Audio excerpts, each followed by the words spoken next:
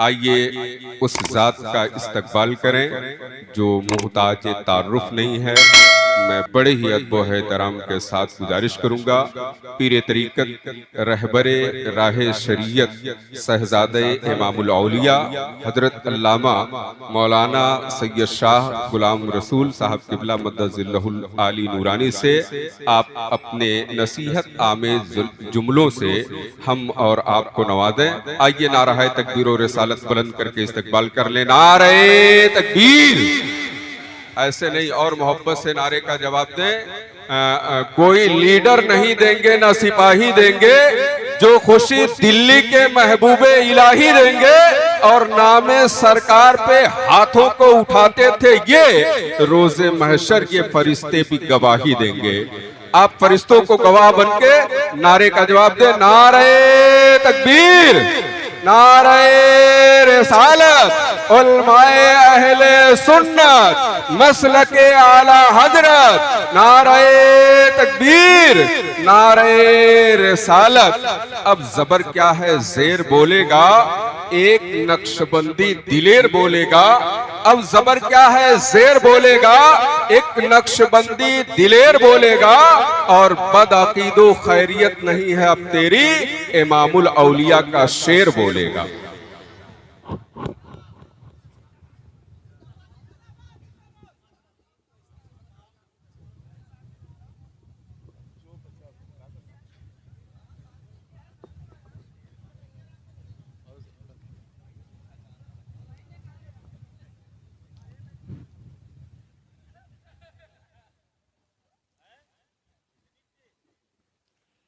अस्सलामु अलैकुम व रहमतुल्लाहि व बरकातुहू। वालेकुम अस्सलाम व रहमतुल्लाहि व बरकातुहू। नहमदुहू व नसल्ली व नसल्लिमु अला हबीबिल करीम। अल्हम्दुलिल्लाह, अल्हम्दुलिल्लाहि कफ़ा व सलामुन अला इबादिहिल लज़ीना इस्तफ़ा, अम्मा बाद। फ़अऊज़ु बिल्लाहि मिनश शैतानिर रजीम। बिस्मिल्लाहिर रहमानिर रहीम। व मन यत्तक़िल्लाह यजअल लहू मख़रजा व यरज़ुक़हु मिन हैसु ला यहतसिब। वक़ाल रसूलुल्लाह सल्लल्लाहु अलैहि वसल्लम, अल्लिमू औलादकुम सलासा ख़िसाल, हुब्बु नबिय्यकुम व हुब्बु अहले बैतिही व तिलावतिल कुरान। सदक़ल्लाहुल अज़ीम। आइए हम और आप कुछ अर्ज़ मारूफ से क़ब्ल अपने आका व मौला हुज़ूर मुहम्मदुर रसूलुल्लाह सल्लल्लाहु अलैहि वसल्लम की बारगाह बेकस पनाह में हदिया दरूद पेश करें और बावाज़ बंट अल्लाहुम्मा सल्ली अला सल्लल्लाहु अला नबी व सय्यिदना आलिहि व व मौलाना सल्लम मुहम्मदिन सलातु व व अला आलि सलामुन अलैका सय्यिदना या व मौलाना रसूलल्लाह मुहम्मदिन व सल्लल्लाहु बारिक तआला व अलैहि सल्लिम। वसल्लम। सलातु व सलामुन अलैका या रसूलल्लाह सल्लल्लाहु अलैहि वसल्लम। हज़रात, जो लोग थोड़ी पीछे बैठे हुए हैं, मैं कहूँगा कि थोड़ा सा आप लोग आगे आ जाइए। 10 मिनट आ जाएं, आ जाएं, थोड़ा सा आप लोग आगे आए, आ जाएं। क्योंकि जानते हैं पूरी दुनिया में कुर्सियों के लिए मार हो रही है और आप लोग कुर्सियां छोड़ के पीछे पड़े हुए हैं। माशाअल्लाह। देखिए, आपने तकरीरें बहुत की, तकरीर नहीं करना है। बस मैं इतनी देर से करीब तकरीबन 1.5 घंटे से मुआख्तर साहब मैं बैठा था, मैं देख रहा था कि माशाअल्लाह लड़के जो है नारा लगाने में तो वाकई लगता था इनसे बड़ा कोई मुसलमान नहीं जी। और जब जलसा खत्म हो जाएगा तो लगेगा इनसे बड़ा कोई जो है मुसलमानों में सबसे नाकारा कोई शख्स नहीं जी। देखिए, नारा लगाइए अच्छी बात है, मगर जो नारा लगाते हैं, जिसका लगाते हैं, उनकी हालात ज़िंदगी को पढ़िए और उनके जो है जब नाम लीजिए तो उनकी हालात ज़िंदगी पर जब अमल कीजिएगा तो उनकी रूह भी खुश हो जाएगी कि मेरा मानने वाला यकीनन आशिक़े रसूल है और नमाजों का शरीयत का पाबंद है। सुभान अल्लाह, सुभान अल्लाह, जिंदाबाद जिंदाबाद, जिंदाबाद जिंदाबाद। देखिए, दरूद पाक की बेपनाह फजीलतें आई हैं। तकरीर नहीं करना, बस कुछ बातें आपको बता दूं। नवाजिश आया कि मन सल्ला अलैया सलातन वाहिदतन सल्लल्लाहु तआला अलैहि अशरा, कि जो अल्लाह के रसूल पर एक मर्तबा दरूद पढ़ता, अल्लाह रब्बुल इज्जत उस पर 10 रहमतें नाज़िल करता। सुभान अल्लाह, सुभान अल्लाह। और दूसरी चीज ये है कि नबी की बारगाह में हमारी पहचान का कोई जरिया नहीं है। कौन सा जरिया बताइए ना? कोई है अपना अमल ऐसा कि नबी की बारगाह में जाएंगे तो क्या बताएंगे? तो ये दरूद की कसरत कीजिएगा तो यही दरूद नबी की बारगाह में पहचान का जरिया बनेगा। सुभान अल्लाह, सुभान अल्लाह, जिंदाबाद जिंदाबाद। मैंने आयत मुकद्दसा की तिलावत की, वमन यत्तक़िल्लाह यजअल लहू मखरजा, कि जो तकवा और परहेजगारी अख्तियार करेगा अल्लाह रब्बुल इज्जत उसके निकलने की कोई ना कोई राह जरूर पैदा फरमाएगा। बेशक। व यरज़ुक़हु मिन हैसु ला यहतसिब, और ऐसी जगह से उसके लिए रिज़्क का इंतजाम फरमाएगा जहां उसने कभी गुमान नहीं किया। बेशक। देखिए, हजरत आसिया का नाम जानते हैं? कौन है? कहाँ मुसलमान, सुन्नी मुसलमान के दिल ठीक कहाँ है कि तारीख पढ़े। हमने अपनी तारीखों को पढ़ा नहीं है, मगर हमारी तारीखों को गैरों ने पढ़ करके हम पर हुकूमत करना शुरू कर दी। बेशक। हम अपनी तारीख को भूले। हजरत आसिया फिरौन की बीवी है। जब हजरत मूसा ने नबुव्वत का ऐलान किया तो हजरत आसिया ईमान ले आई।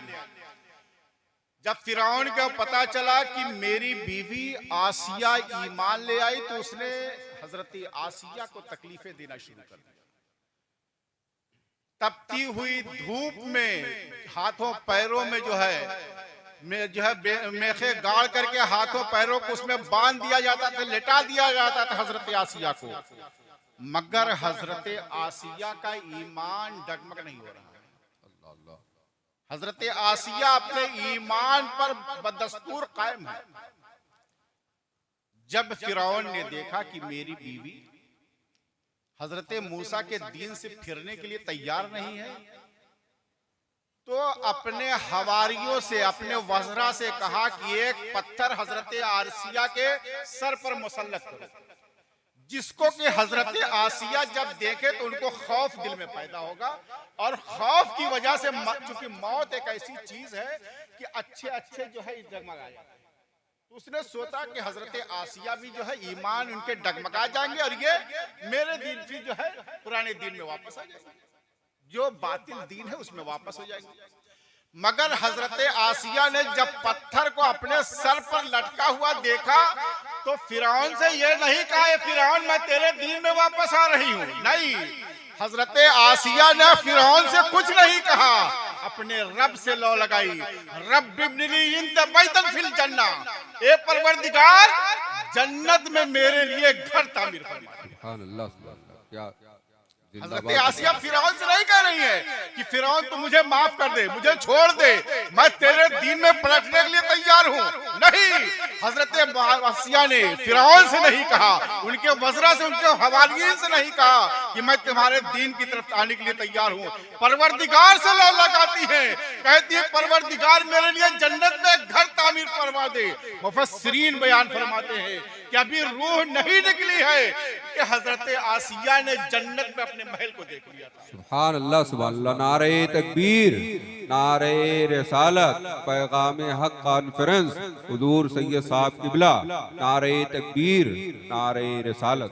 कहने का मकसद क्या है कि अपने ईमान को मजबूत करो, हमको अपने ईमान पर कायम करना हक है। चूंकि हजरत आदम से लेकर हजरत ईसा तक जितने नबी आए सब ने अपनी नबूवत का ऐलान किया, सब में लोग नबी आते रहे, उम्मतें जो है उनके दीन में दाखिल होती रही, मगर जब आखिरी नबी आए हैं तो आपने जो पैगाम दिया है अपनी उम्मत को, पैगाम क्या है कि जितनी उम्मतें आई सब ने क्या किया, हजरत सब ने जो है शिर्क किया, किसी ने शिर्क किया, किसी ने किसी को माबूद बनाया, किसी ने माज़अल्लाह किसी को खुदा का बेटा कहा, मगर अल्लाह के रसूल ने अपनी उम्मत को कहा कि मेरी कौम, मेरी उम्मत, अल्लाह की जात में किसी को शरीक ना करना, और मुझ पर जो है मुझको रसूल मानोगे तो दुनिया भी कामयाब होगी, आखिरत भी। बेशक हक है, जिंदाबाद जिंदाबाद। अब चूंकि नबूवत का दरवाजा तो बंद हो गया, अब नबी तो कोई आएगा नहीं, चूंकि खातिमुन नबीयीन बनकर के अल्लाह के रसूल आए हैं, अब कोई नबी नहीं आएगा, मगर अल्लाह ने विलायत का दरवाजा खोल दिया। जो अंबिया काम करते थे वही काम अब इस जमाने के औलिया करते हैं। काम वही हो रहा है, बस फर्क क्या है, नबुव्वत नहीं है, विलायत का दरवाजा अल्लाह ने खोला। अब इन औलिया ने किया क्या कि लोगों के दिलों में जो जंग थे उसको धोना शुरू किया और उनको जो है सही मुसलमान, मोमिने कामिल जिसको कहते हैं। देखिए एक चीज मैं बताऊं, जब दीन में खराबी पैदा होती है तो अल्लाह तजदीद ईमान के लिए एक मुजद्दिद भेजता है। खोजता कि नहीं? आपको मालूम है? नहीं होगा, मालूम है? मालूम करने की कोशिश कीजिए। हजरत मुअत्तर साहब किबला मुझको इतनी देर 1.5 घंटे से ऐसा लगा कि ये या तो आपके गांव के हैं या इनके गांव के हैं, हैदरपुर से चल, 2 ही जगह के हो सकते हैं। और हमको लगता है कि आप लोगों ने इनको खास तरीके से पढ़ाया है, उन्हें बताइए कोई कुछ बोलने वाला नहीं, सिर्फ यही ये इतना मजमा है? अच्छा अच्छा, माशाल्लाह, अच्छा चलिए, हैदरपुर वाले नहीं है। तो मैं कहने का मकसद ये है ना कि आप जिसका नारा लगाते उनके बारे में जानिए। 14वीं सदी के मुजद्दिद इमाम अहमद रजा हुज्जतुल्लाहिल काहिरा, वो इमाम अहमद रजा ने अब जब आए हैं तो आपने क्या किया, जो लोग नबी को अपने जैसा कहते थे, जो कहते थे माज़अल्लाह नबी अगर हम इबादत और रियाजत करें तो माज़अल्लाह नबी के बराबर हो जाएंगे, तो ऐसे लोगों को आला हजरत ने गाजर मूली के तरीके से कहा। वो आला हजरत ने जो है 14वीं सदी के इमाम ने जो काम किया था वो आज तक चला रहा है। मगर हम लोगों ने क्या किया, हम लोगों ने समझा कि बस हम नारा लगा देंगे तो आला हजरत अपनी कब्र में खुश हो जाएंगे। मास्टर साहब हजरत मुफ्ती इमादुद्दीन साहब की जब बुरा नहीं मानिएगा, एकदम मैं हकीकत बात बता रहा हूँ। हमारी सुन्नी आवाम देखिए, नारा लगाइए, यकीनन नारा लगाइए, हम नारा लगाने वाले हैं। हम नहीं लगाएंगे तो कौन लगाएगा? मगर नारा भी लगाएंगे और उनके तरीके पर अमल भी करेंगे और देवबंदियों वहाबियों के मुंह पर तमाचा मारेंगे कि तुम्हारी इबादत और रियाजत दिखावे की है, हम जो करते हैं ये यहाँ भी कबूल है वहां भी। जिंदाबाद जिंदाबाद जिंदाबाद जिंदाबाद। तो आप जलसों में हम लोग जाते हैं ना, तो आप लोग ये बताइए लोगों को जो गैर है ना, उनको ये बताइए कि हम सिर्फ नारा ही नहीं लगाने में है, तुमसे इबादत में भी हम आगे हैं। शरीयत मुतहरा पे जिंदगी हम गुजारेंगे, क्योंकि अल्लाह के रसूल ने फरमाया कि जो है बनी इस्राइल में 72 फिरके हैं और मेरी उम्मत में 73 फिरके होंगे। कुल्लुहुम फिन्नार इल्ला वाहिदा, यानी सब जहन्नम में जाएंगे सिवाय एक के। सहाबा ने पूछा वो फिरका कौन है? अल्लाह के रसूल ने फरमाया कि मा अना अलैहि व सहाबी, जिस पर मैं और मेरे सहाबा है तो वो सुन्नी है, इमाम अहमद रजा को मानने वाली हो। बेशक, सुभान अल्लाह सुभान अल्लाह सुभान अल्लाह सुभान अल्लाह। लिहाजा हम इस देखिए जलसे से जाइए ना तो जो है हमारा पैसा बर्बाद हो। मैं कुछ बातें सख्त कह रहा हूं मगर हकीकत कह रहा हूं। दर्द होता है कि मदरसे वाले अवाम जो है चंदा करके लोग जो है जलसा करते हैं कि अवाम कुछ सुधरेगी, मगर अवाम जितनी देर यहाँ रहती है, हजमत रजा साहब बुरा मत मानिएगा, कि शोरा के पीछे जो है या तो पैसा लुटाने में बस उसके बाद भाग लेती है। उलमा के जब तकरीर का नंबर आता सुनने के लिए तैयार नहीं, ऐसा नहीं कुछ को तकरीर करना, मैं तकरीर करता भी नहीं, मैं 10-5 मिनट बोल लेता हूँ, मगर हकीकत ये शोरा को सुनिए, अच्छी बात है, नाते रसूल सुनना अच्छी बात है, सहाबा की सुन्नत है, हजरत हस्सान इब्न साबित की ये सुन्नत है कि जो है नात सुनिए, पढ़िए, ये सब सही है, मगर जो बताया जाए उस पर जिंदगी गुजारिए। जो उलमा इतना पैसा लगाकर हजरत मौलाना अख्तर साहब ने जो किया है, ये काहे के लिए किया है कि आपकी जिंदगी में कुछ अच्छा हो। ये जितने नारा लगाने वाले थे ना, मैं इसमें देख रहा था, एक शख्स चुल्ला पहने हुए था, मैं देख रहा था। मैं जितनी देर बैठा रहता हूँ ना, मैं देखा करता हूँ कि अवाम में जो बच्चे नौजवान तबका क्या करता है। हाँ।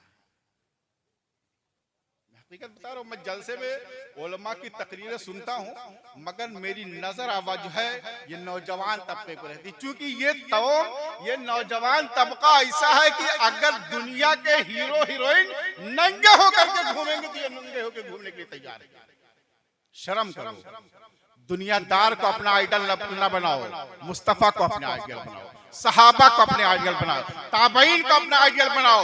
जो है दुनियादार फिल्म वाले तुमको जन्नत में नहीं ले जाएंगे, ये मुस्तफा के चाहने वाले ले जाएंगे। ये मुस्तफा के हालात जिंदगी पर जिंदगी गुजारोगे तब जन्नत में जाओगे, तब कब्र में सुकून मिलेगा। इनके तरीके पे तोगे। आया अल्लाह के रसूल ने फरमाया, मन तशब्बह बिकौमिन फहुवा मिनहुम, जो किसी कौम से मुशाबहत अख्तियार करता है वो उसी में से होता है। हमारा किरदार ये है, हमने गैरे को तरीके को अपनाया है, हमने अपने असलाफ के तरीके पर अमल नहीं किया है, हमने अपने असलाफ की जिंदगियों पर जो है अपनी जिंदगी नहीं गुजारी है, हमने दुनियादार के तरीके पर जिंदगी गुजारी है। तो आलम क्या है कि औलादें पैदा हो जाती है मगर औलादें नाकारा हो जाती हैं, क्योंकि यह बच्चों की कमी नहीं है, यह बाप की कमी हुआ करती है। बाप चूंकि आया है कि कुल्लु मौलूदिन यूलद अलल फितरत व अबवाहु औ युहविदानिही और युनस्सरानी और युमज्जिसानिही, हर बच्चा फितरत इस्लाम ही पर पैदा होता है।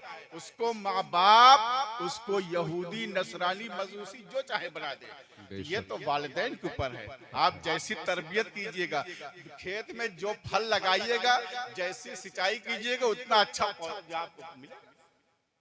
गलत कह रहा हूँ, ये हकीकत है, हक है। हाँ नहीं कहने का मतलब ये नहीं है। अब देखिए उनके माशाल्लाह दाल बाल भी देख लीजिएगा कि मेरे ख्याल से किसी ना किसी की नकल होगी। अब ठीक अच्छी बात है, रखिए सुन्नत रसूल के तरीके पर बाल रखिए, जुल्फ रखिए, सुन्नत है, मगर वो नहीं होगा हमसे। हमको तो कभी इधर से जो गंजा हो करके इधर लटका लेना है, कभी इधर लटका लेना है, ये तरीका नहीं होना चाहिए। मैं बातें थोड़ी तल्ख कह रहा हूं मगर हकीकत है। अल्लाह के रसूल सल्लल्लाहु अलैहि वसल्लम इरशाद फरमाते हैं कि पिछली जमानों में एक उम्मत थी, उसमें 3 शख्स सफर कर रहे थे। जाते जाते कुछ दूर गए तो तूफान आया। तूफान आने के बाद वो लोग एक गार में छुप गए और इतनी तेज की बारिश और आंधी थी कि एक पहाड़ की चट्टान उस खो के दहाने के मुंह पर आकर के गिर गई और तीनों के तीनों जो है उस गार में फंस गए। गार समझ रहे हो? यानी जो पहाड़ होता है ना, उसमें जो थोड़ी सी जगह होती है अंदर घुसने की, उसको गार कहते हैं। उसमें वो छुप, मगर अब जो चट्टान गिर गई, अब ये लोग कोशिश कर रहे हैं हिलाने की, मगर हिल नहीं रहा है। लोग बड़ा परेशान हो गए, कहीं की लगता है कि अब हम लोगों का यहीं पे दम निकल जाएगी। उन लोगों को आवाज वगैरह दिया, मगर चूंकि चटियल मैदान था, कोई जो है सुनने वाला नहीं था। उसमें से एक शख्स ने कहा कि अगर हम लोगों ने जिंदगी में कोई नेक अमल किया हो तो उस अमल को अपने परवरदिगार की बारगाह में वसीला बनाए, हो सकता है कि अल्लाह हमारे निकलने की रास्ता पैदा करे। एक शख्स ने कहा कि मेरे माँ बाप बूढ़े थे, मैं दिन में लकड़ियां काटता था और शाम को आकर के दूध दू करके अपने माँ बाप को जो है उनको खिलाता था, उसके बाद अपने बीवी बच्चों को खिलाता था। आज हमारा क्या हाल है? हमारा क्या हाल है? हमारा हाल ये है कि अगर माँ बाप ने पाल पोस के बड़ा किया और बीवी आ जाती है तो कहते माँ बाप से तुम अलग हो जाओ।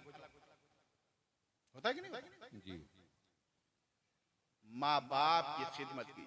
अल्लाह के रसूल से एक सहाबी ने पूछा, या रसूल अल्लाह, मेरे सबसे ज्यादा हुस्न अखलाक का सबसे ज्यादा मुस्तहिक कौन है जो है? तो अल्लाह के रसूल ने फरमाया कि तुम्हारी माँ। फरमाया कि फिर कौन? कहा कि तुम्हारी माँ। फिर फरमाया कि फिर कौन? कहा तुम्हारी माँ। फिर चौथी मर्तबा कहा कि फिर कौन? कहा तुम्हारा बाप। अल्लाह अल्लाह सुभान अल्लाह। यानी माँ का इतना मकाम और मर्तबा कि 3-3 मर्तबा अल्लाह के रसूल फरमाते हैं कि तुम्हारे हुस्न सुलूक का जो सबसे ज्यादा हकदार है वो तुम्हारी माँ, उसके बाद चौथी मर्तबा कहते हैं कि तुम्हारा बाप। मगर हमारा क्या हाल है कि हमारी बीवी जब आ जाती है तो हम ये समझते हैं कि पूरी दुनिया सिमट करके इसके कदमों में आ गई। जवान अपने होश में आओ। आया है कि माँ बाप की दुआ बेटे के हक में ऐसे ही कबूल होती जिस तरीके से नबी की दुआ उम्मती के हक में कबूल होती। सुभान अल्लाह, सुभान अल्लाह। वो शख्स कहने लगा कि अल्लाह, एक दिन मैं लकड़ियों को काटने के लिए बड़ी दूर मैं चला गया और वापस आने में देर हो गई, यहाँ तक कि मेरे माँ बाप सो गए थे। मैंने बकरियों के दूध दुहा लेकर के माँ बाप के कदमों में मैं गया, माँ बाप के मैं कदमों में गया और जाने के बाद मैंने देखा कि मेरे माँ बाप सो गए हैं। मैं रात भर उनके जो है सिधाने जो है दूध का प्याला लेके खड़ा रहा कि ये बेदार हो तो मैं इनको खिलाऊं, मगर मेरे बच्चे मेरे कदमों में लौटते रहे कि मुझे खाना दे दो, मैं भूखा हूं। मगर ये अल्लाह, मेरी गैरत को गवारा नहीं था कि मैं अपने वालिदैन को खिलाए पिलाए, अपने बच्चों को खिला दूं। ये अल्लाह, मैं पूरी रात खड़ा रहा यहाँ तक कि नमाज फज्र का वक्त होगा और सुबह की आजान हो गई। जब मेरे वालिदैन बेदार हुए, मैंने उनको खाना खिलाया और उसके बाद अपने बच्चों को खिलाया। ए अल्लाह, ये मैंने किसी और मकसद से नहीं, तेरी रजा के लिए किया था। ए अल्लाह, अगर ये मेरी अदा तेरी बारगाह में कबूल है तो निकलने का रास्ता पैदा फरमा दे। रवायतों में आता है कि थोड़ी सी चट्टान खसकी, इतनी नहीं खसकी कि जो है पूरा आदमी एक एक करके निकल सके, तो हल्की सी खसकी। तो सबों के समझ में है कि ये तदबीर बहुत अच्छी है। दूसरे से कहा कि तू भी पहन कर। उसने कहा कि अल्लाह, मेरी एक चचाजाद बहन थी जिससे मैं बेपनाह मोहब्बत करता था, मगर वो मुझसे मोहब्बत नहीं करती थी और मैं उसको चाहता था। एक वक्त ऐसा आया कि कहत और उसको कुछ पैसों की जरूरत पड़ी, मेरे पास आई। उसने मुझसे कहा कि मुझको पैसे दे दे। मैंने कहा कि पैसे दूंगा, मगर उसकी उजरत यह है कि एक कमरे में खिलवत में तू मेरे साथ हो जा, अकेले मैं और तू रहूं, तेरे साथ तेरा वाला कोई ना रहे। वो औरत कहती, वो लड़की तैयार हो गई। वो शख्स कहता है कि जब हम लोग कमरे के अंदर दाखिल हुए और जब मैंने चाहा कि उसके करीब हूं तो उसके मुंह से बेसाख्ता आवाज निकली, अल्लाह के बंदे, अल्लाह से डर, कोई नहीं देख रहा मगर परवरदिगार देख रहा है। इतना कहना था कि अल्लाह, मैं कमरे से बाहर निकल गया। वो कहती रही कि अपने पैसे ले ले, रुपया ले ले। मैंने कहा, ये तू पैसा भी ले जा, तेरा पैसा है, मुझको तेरी कोई हाजत नहीं है। ये अल्लाह, अगर ये अदा तेरी बारगाह में कबूल है, मैंने तेरी रजा के लिए किया है कि अल्लाह निकलने का रास्ता पैदा फरमा दे। रवायतों में आता है कि फिर चट्टान खसकती है। सुभान अल्लाह, सुभान अल्लाह। तीसरा शख्स से कहा कि तू बयान कर। उसने कहा कि मैं जो है लोगों से मजदूरी करवाता था, लोग मेरे पास काम करते थे, मैं उनको मजदूरी देता था, चला जाते थे। एक शख्स आया और उसने मजदूरी किया, मगर मजदूरी नहीं लिया, वापस चला गया। और मैंने उसकी मजदूरी से क्या किया? तिजारत किया। और जब तिजारत किया तो उसकी तिजारत में अल्लाह ने इतनी बरकत दिया कि गुलाम, गाय, ऊंट, बैल, भैंस बहुत से सब हो गए। ये अल्लाह, एक जमाने के बाद वो शख्स और कहने लगा कि मैंने तुम्हारे यहाँ मजदूरी की थी, अगर तुमको मेरी मजदूरी याद हो तो दे दो। तो उसने कहा, हाँ मुझको याद है, तूने मजदूरी की थी, तू अपनी मजदूरी ले जाना चाहता है तो ये जितने गुलाम हैं, भैंस हैं, जो है गाय है, ऊंट है, सब लेकर के जा। तो उसने कहा कि अल्लाह के बंदे, मुझसे मजाक ना कर। अच्छा बताओ, अगर आज का होता इंसान तो क्या कहता, जो उसकी मजदूरी है, अगर बहुत इंसाफ वाला आदमी होता, साफ सुथरा दिल का होता तो उसकी मजदूरी दे देता, मगर वो पूरा तो वो सब नहीं देता। और जिसकी नीयत खराब रहती तो कहता मैं तुमको पहचानता। मगर उसने कहा कि नहीं, ये सब तुम्हारा है। तो उसने कहा, अल्लाह के बंदे, मुझसे मजाक ना कर। तो उसने कहा, नहीं मैं मजाक नहीं कर रहा, ये हकीकत में तेरी मजदूरी से मैंने ये कारोबार शुरू किया था, अल्लाह ने बड़ी बरकत दी है, तो इसको लेकर के जा। तो वो कहता है कि ये अल्लाह, वो सब लेकर के चला गया। हालांकि मैं चाहता तो उसकी मजदूरी दे देता। ये अल्लाह, ये मैंने काम तेरी रजा के लिए किया था। ये अल्लाह, अगर ये अदा मेरी तेरे बारगाह में कबूल है, निकलने का रास्ता पैदा फरमा दे। अल्लाह ने जो है फिर चट्टान को खसकाई, इतना खसकी कि बारी बारी तीरों निकल गए। सुभान अल्लाह, सुभान मैंने अल्लाह। आयत नारे करीमा पढ़ा। तकबीर, नारे रिसालत, उलमाए अहले सुन्नत, हुजूर सैयद साहब किबला, नारे तकबीर, नारे रिसालत। सुभान अल्लाह। मैंने पढ़ा ना कि जो है जब इंसान तकवा और परहेजगारी अख्तियार करता, अल्लाह रब्बुल इज्जत उसके निकलने की कोई ना कोई राह जरूर पैदा। बेशक। तो मगर ये शर्त है कि जो है तकवा और परहेजगारी, गुनाहों से बचो, लोगों के हुकूक को दबाने से बचो, लोगों की चुगली करने से बचो, लोगों के अंदर ऐब ढूंढने से बचो। लोगों के अंदर ऐब ढूंढने से कैसे बचेंगे? जब किसी के अंदर ऐब देखो, उससे पहले अपने गिरेबान में जाको कि मेरे अंदर कितनी अच्छाई है। आज हमारा क्या हाल है? हम खुद जो है उस काम में मुलविस रहते हैं, मगर दूसरे की तरफ उंगली के उठाने के लिए तैयार है ना? और सच्ची गवाही देना चाहिए। आज जमाना क्या है कि जिसकी लाठी होती है उसी का साथ है ना, वो भले में जानते हैं वो कि गलत है, मगर जिसकी लाठी मजबूत है कहते नहीं नहीं ये सही है। मालूम है हजरत सैयदना फारूक आजम, हजरत सैयदना सिद्दीक अकबर रज़ी अल्लाह ताला अन्हु के पास अबू जहल गया। कब गया? जब अल्लाह के रसूल शब मेराज से वापस हुए। आपने फरमाया कि मैं जो है मस्जिद हराम से मस्जिद अक्सा होते हुए अर्श आजम पर गया, वापस आया, जंजीर हिलती रही, बिस्तर गर्म रहा शब मेराज में। तो अबू जहल ने कहा कि देखो ऐसी बात कर रहे, मजाक उड़ाता हुआ। आज होता है ना लोग मजाक, किसी का मजाक उड़ाता होता, जैसे 10 लोग हैं, अगर उसका मजाक उड़ाना हुआ तो ताली बजाते हुए हंसते हुए निकल जाते हैं, कहीं ये देखिए। तो उसने अल्लाह के रसूल का मजाक उड़ाते हुए निकला, और निकलने के बाद रास्ते में हजरत अबू बकर से मुलाकात हो गई। हजरत अबू बकर कौन है? कौन है? हाँ, पहले खलीफा, अफजलुल बशर बादल अंबिया बितहकीक, सैयदना अबू बकर सिद्दीक।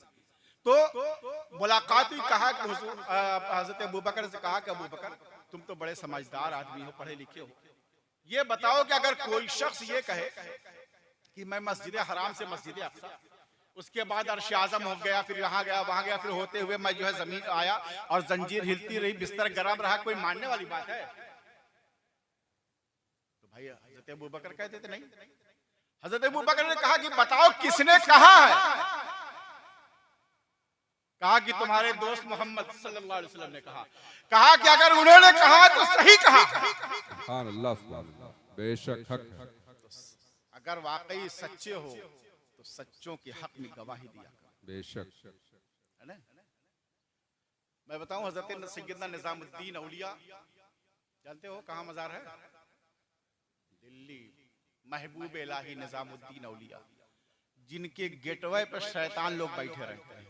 जाइएगा देखिएगा, एक बहुत बड़ी बिल्डिंग बना के बैठे रहते हैं सब शैतान। हाँ हाँ, मगर हजरत महबूब इलाही का फैजान जारी रहता है, वो भी वहां जाते हैं कि जो है शायद कुछ मिल जाए, मगर जो है कि अल्लाह ने जिनके दिलों पर मुहर लगा दी हो तो क्या उनको। बहरहाल एक शख्स और जो है हजरत निजामुद्दीन औलिया के जो है एक मुरीद थे, वो अपने किसी दोस्त को लेकर के गए जो परजात का पंडित था, लेकर के गए और कहीं कि हुजूर ये मेरा दोस्त है, पंडित है, अगर आप कह देंगे तो ईमान ले आएगा। तो महबूब इलाही निजामुद्दीन औलिया रोने लगे तो जो है मुरीद परेशान हो गया। ये बताओ कि मिसाल के तौर पर अगर कोई मुरीद किसी पीर से कोई बात है और पीर रोने लगे तो मुरीद परेशान हो जाएगा ना, लगता है मैंने कोई गुस्ताखी कर दी। वो मुरीद परेशान हो गया, कहा हुजूर मुझसे कोई गलती हो गई क्या, कोई खता हो गई है जो आप इतना रो रहे हैं? कहीं नहीं, तुमसे गलती नहीं, मैं इस बात पे रो रहा हूं कि मेरे अफालो किरदार रसूलुल्लाह के अफालो किरदार से मुमासलत नहीं कर रहे हैं, मिल नहीं रहे हैं, नहीं तो मुझको कहने की जरूरत नहीं पड़ती, देख करके ईमान ले। सुभान अल्लाह, सुभान अल्लाह, सुभान अल्लाह, सुभान अल्लाह, जिंदाबाद जिंदाबाद। आप तुम लोग तो बच्चे हो, ये उलमा बैठे हुए, इनसे पूछिए आज से 25-30 साल पहले जब नमाज मगरिब होती थी तो अपने गैर लोग भी अपने बच्चों को लेके मस्जिद की जीनों पर आते थे ना। जो लोग बड़े हैं जवान हैं उन लोगों को मालूम होगा क्यों आते थे कि ये मुसलमान है, नमाज पढ़ करके जब निकलेगा मेरे बच्चे को दम करके ठीक हो जाएगा, यही रहता था ना। मगर आज क्यों नहीं आ रहा? क्योंकि वो जान रहा है इसका किरदार बहुत खराब हो गया है। कहने का मकसद ये है कि अपने किरदार को संवारो। आज भी जमाना हमारे कदमों पर गिरने के लिए तैयार है, मगर शर्त ये है कि हम मोमिन कामिल है ना। लिहाजा तकरीर नहीं करना था, बस थोड़ा सा, बस काफी देर तब भी बोल दिया। कहने का मकसद ये है कि आप यहाँ जलसे में आए हैं तो ये सोच करके जाइए कि हम नमाजों की पाबंदी करेंगे, रमजान का रोजा रखेंगे, किसी का हक हम नहीं मारेंगे। आज होता क्या हम लोग का कि जो है किसी की जायदाद का, अपने भाई के हक को हम लोग कब्जा कर लेते हैं, और उसके बाद जब अल्लाह ने हज की तौफीक देता है तो जब जाने का वक्त होता है भाई के गले में मिलकर के आंसू बहा के रोते, भाई मुझको माफ कर दे। होता ना। अच्छा भाई भी क्या करे भाई, 10 आदमियों के बीच में माफी मांगे, अकेले मांगे तब ना तो बात पता चले। वो तो सारे भरे मजमे मार कहीं हाँ जा माफ किया, उसके बाद हज बैतुल्लाह में चला जाता है। ये मुफ्ती साहब बैठे, पूछिएगा कि हुकूकुल इबाद माफ नहीं होता है।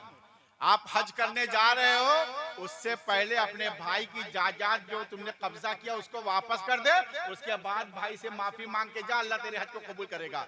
वरना पूरी जिंदगी तू जाता रहा और भाई के अगर हक को कब्जा किया तो सोच के हज कबूल हो जाके नहीं होने वाला है।